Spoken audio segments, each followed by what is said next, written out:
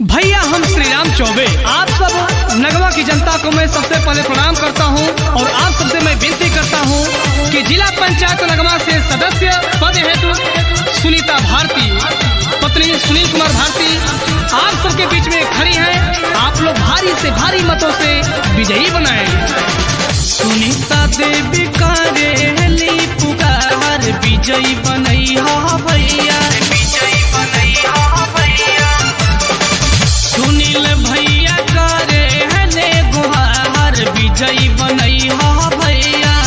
महंग तारे ओट कहीं अलगा जानी जइहा भैया।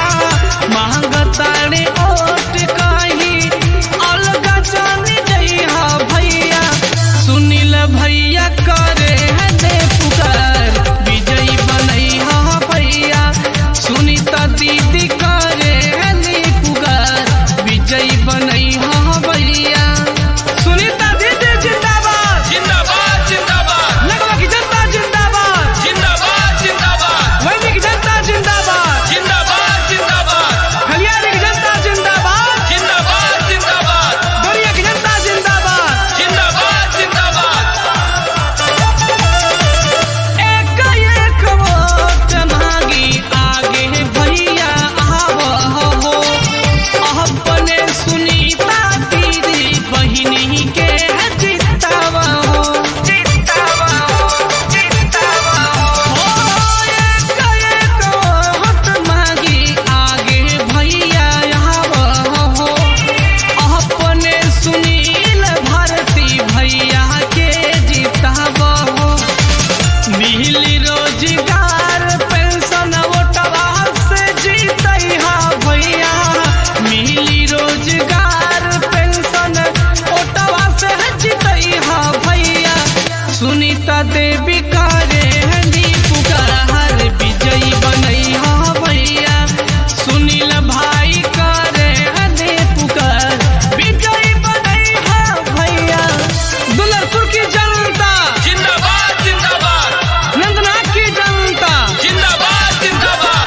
सिकरवार की जनता जिंदाबाद जिंदाबाद। जिला पंचायत नगवा के सोना जस चमकारी है। घरे घरे लाइट बिजली पानी पहुँचाई है, पानी पहुँचाई है।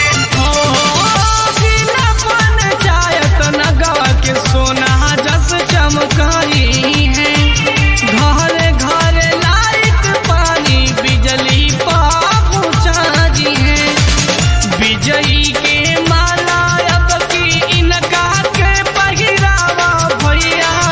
विजयी के माला अब की इनका के पहिरावा भैया। श्री राम चौबे करे हने गुहार विजयी बनैया भैया। श्री राम चौबे विनती करे बार बार विजयी बनैया भैया।